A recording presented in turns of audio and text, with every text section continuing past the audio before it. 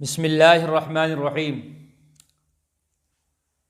بہت سے احباب کا یہ سوال ہے کہ حضرت یہ بتائیں، بہت قرضہ ہم پر ہو گیا ہے اور ہم قرض کے تلے دبتے چلے جا رہے ہیں، تو قرض سے ادائیگی کا اگر کوئی طریقہ ہو تو ہمیں بتائیں۔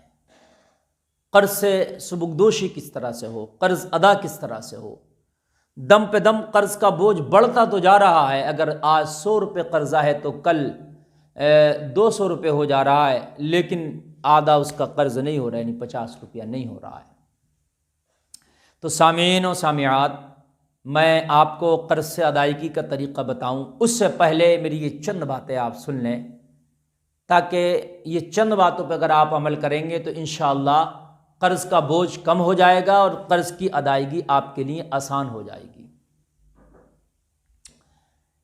جب آپ کے اوپر قرضہ ہونا شروع ہو جائے تو اپنی خواہشات کو کم سے کم کر دو، اپنی ضروریات کو کم سے کم کر دو، اپنے اخراجات کو کم سے کم کر دو، اس لیے کہ اگر آپ قرض میں دبنا شروع ہو گئے اور آپ کے اخراجات وہی رہے، آپ کی ضروریات اتنی رہیں، تو پھر قرض کا بوجھ بڑھے گا، قرض کا بوجھ کم نہیں ہوگا۔ بھئی ہماری انکم آج 1000 روپیہ تھی روزانہ، تو ہم 500 روپیہ روز خرچ کرتے تھے، تو 500 پھر بھی بچتا تھا، لیکن آج ہماری انکم ہو گئی 300 روپیہ روز اور ہم 500 روپیہ ہی روز خرچ کر رہے ہیں، تو 200 روپیہ کا تو قرضہ ہر روز ہمارے اوپر آئے گا نا، ہر روز ہمارے اوپر 200 روپے کا قرضہ آئے گا۔ تو اس کا خاص خیال رکھنا ہے۔ دیکھیے، ڈاکٹر جب دوا دیتا ہے تو دوا کے ساتھ ساتھ ایک پرہیز بھی بتاتا ہے۔ میں خالی آپ کو وظیفہ بتا دوں تو ایسا نہیں ہے کہ وظیفہ بتانے کے بعد میں کہیں آسمان سے بارش آپ کے اوپر شروع ہو جائے گی منو سلوا کی طرح، بھئی آسمان سے سونا اور چاندی نازل ہو جائے گا۔ حضرات، کہیں نہ کہیں معاملات میں چینجنگ کرنا پڑتی ہے۔ پھر آپ وظیفہ کریں، کوشش کریں، تو پھر اللہ رب العزت جو ہے وہ پریشانیاں بھی دور کرتا ہے، ادھر پھر تیرے کچھ معاملات چینج ہو جاتے ہیں۔ حضرات، بہت سے لوگ کہتے ہیں حضرت نماز نہیں پڑھنے دل کرتا، کوئی ایسا تعویذ دے دو کہ میں نماز پڑھنے چلا جایا کروں۔ تو حضرات، آپ کو تعویذ اگر دے دیا گیا تو تعویذ ہاتھ پکڑ کے مسجد میں نہیں لے کے جائے گا آپ کو نماز پڑھنے کے لیے، یا آپ سو رہے ہیں تو تعویذ آپ کو نہیں اٹھائے گا کہ اٹھ جا چل مسجد میں چل۔ ٹھیک ہے، بزرگوں سے تعویذ ثابت ہے، بزرگ تعویذ دیتے ہیں، اس کی برکتیں ٹھیک ہے، لیکن کوشش کو دخل ہے۔ تجھے کوشش کرنا پڑے گی، تجھے ایسا بننا پڑے گا کہ میں نماز پڑھوں، تجھے وضو کرنا پڑے گا، صبح کو تیری آنکھ نہیں کھلتی تو الارم لگانا پڑے گا، پھر تو اٹھے گا، وضو کرے گا، کوشش کرے گا، ہے نا، پھر نماز کے لیے جائے گا۔ تو بات سمجھ میں آتی ہے کہ چلو ٹھیک ہے بھئی، تعویذ کی بھی برکتیں ظاہر ہوں گی، لیکن تم یہ کہو کہ میرے معمولات وہی رہیں، میں معمولات چینج نہ کروں، اور تعویذ مجھے پکڑا کرے، مسجد اٹھا کے لے جایا کرے، تو ایسا کسی کے پاس کوئی تعویذ نہیں ہے۔ میں آپ کو بتا دوں، ایسا تعویذ کسی نے نہیں بنایا۔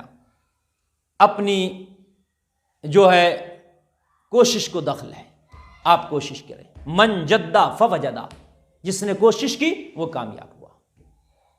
تو حضرات، اگر آپ کے اوپر قرضہ ہونا شروع ہو گیا تو اپنے اخراجات کم کر دو، اپنی خواہشات کم کر دو، اور تھوڑے میں جو ہے اپنا گزارا کرنا سیکھ جاؤ۔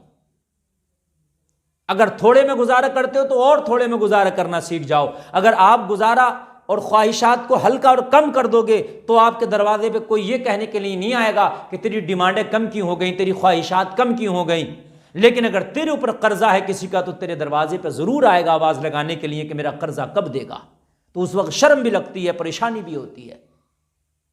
اس لیے میرے عزیز، جب آپ قرض تلے دبیں تو جیسی آپ کی انکم ہے اسی کے حساب سے آپ اپنے اخراجات و خواہشات کو کر دیں، تاکہ آپ کے اوپر قرضہ نہ ہو سکے۔ اب اگر کسی بھائی کے اوپر قرضہ ہے تو وہ پہلے ان بات پر عمل کرے، اور اس کے بعد میں میرے بھائیوں، میری بہنوں، میں آپ کو بتلاتا ہوں، اس کے بعد پھر یہ کرے کہ اب میں آپ کو قرض سے سبکدوشی کا وظیفہ بتانے لگ گیا ہوں کہ قرض کی ادائیگی کس طرح سے ہوگی۔ حضرات، پہلی بات تو یہ ہے کہ اس وظیفے کو پڑھنے سے پہلے 5 وقت کی نماز شرط ہے۔ کوئی بھائی یا بہن یہ چاہے کہ میں وظیفہ کروں اور نماز نہ پڑھے تو پھر وظیفے کا اثر نہیں ہوگا، پھر آپ شکایت نہیں کر سکتے کہ حضرت آپ نے وظیفہ بتایا تھا لیکن اس کا تو اثر ہی نہیں ہوا۔ آپ نماز پڑھیں میرے بھائی، اور نماز بھی 5 وقتہ نماز صحیح طریقے سے خشوع اور خضوع کے ساتھ نماز پڑھیں۔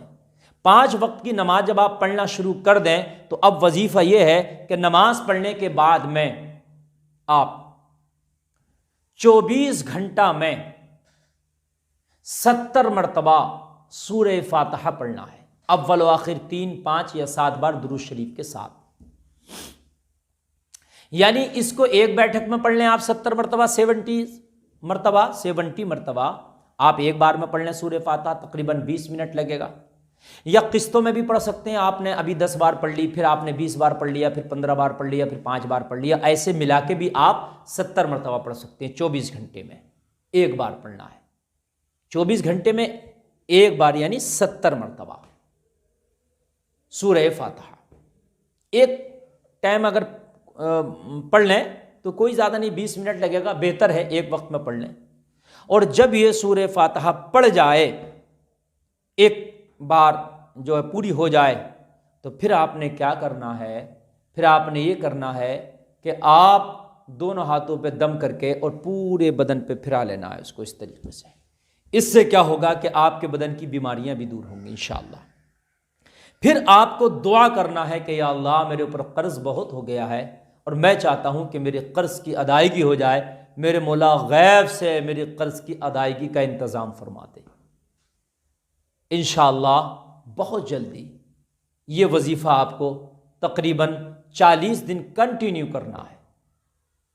40 دن کے بعد بھی کریں تو بہت اچھا ہے، اس کو آپ چھوڑیں نہیں، چونکہ آپ کی جیب سے نہیں جا رہا ہے، یہ 15 سے 20 منٹ آپ کا خرچ ہو رہا ہے، اور جو بھی خرچ ہو رہا ہے وہ غلط کام میں نہیں۔ تلاوت قرآن میں الحم شریف ام الکتاب ہے، اس کا تلاوت کرنے کے جو علماء فائدے بیان کرتے ہیں وہ بہت زیادہ ہیں، تو الحم شریف کی تلاوت میں آپ کا وقت گزر رہا ہے، یہ بہت اچھا وقت آپ کا گزر رہا ہے۔ تو 40 دن تو کریں، لیکن 40 دن کے بعد بھی اس عمل کو جاری رکھیں۔ 1000 طریقے کی پریشانیاں انشاءاللہ آپ کی ایسے دور ہو جائیں گی جو آپ نے کبھی سوچا نہیں تھا۔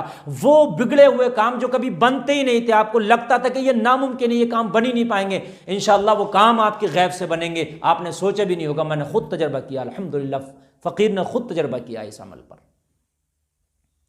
اس سورہ فاتحہ کو آپ لیجئے اور اس پر آپ عمل شروع کیجئے، انشاءاللہ آپ کا قرضہ بہت جلدی غیب سے اللہ انتظام فرمائے گا۔ اور بھی بہت سے بگڑے ہوئے کام، مثال کے طور پہ کوئی لا علاج بیماری ہے، اللہ اس سے بھی شفا دے گا۔ کوئی ایسا مقدمہ ہے کہ جس سے چھٹکارا نہیں ملتا، اللہ اس سے بھی چھٹکارا دے گا۔ کوئی اور آپ کی جائز تمنا ہے، اللہ اسے بھی پورا کر دے گا۔ آپ کے اوپر قرضہ ہے، اللہ اس کی ادائیگی کا بھی غیب سے انتظام کر دے گا۔ آپ کے بچے بچیوں کو اچھے رشتے نہیں ملتے، اللہ ان کے رشتوں کے بھی انتظام اسی وظیفے کے ذریعے سے جو ہے غیب سے فرما دے گا۔